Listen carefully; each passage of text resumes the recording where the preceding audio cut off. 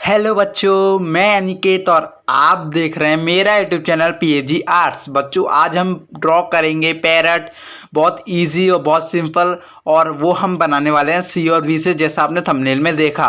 तो इससे पहले एक चीज़ और बता दूं, मैं आपसे वीडियो के लास्ट में एक पहेली पूछूंगा बच्चों। आपको उस पहेली का जवाब कमेंट में देना है। देखना चाहता हूँ कौन ज़्यादा दिमागदार है और कौन उस पहेली को सॉल्व कर सकता है।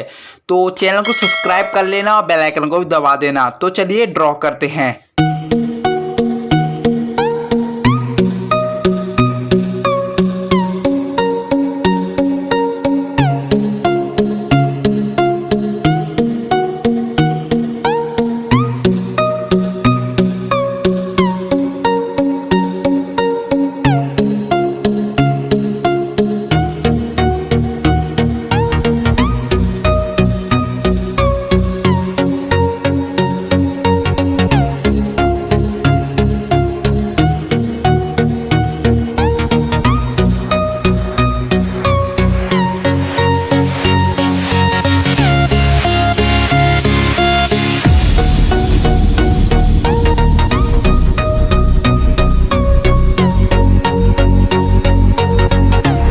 दोस्तों, अगर आपको हमारा ये वीडियो पसंद आया तो प्लीज हमारे चैनल को लाइक, कमेंट एंड सब्सक्राइब करना मत भूलिए, ताकि हमें जल्द से जल्द ज्यादा से ज्यादा सब्सक्राइबर्स मिले।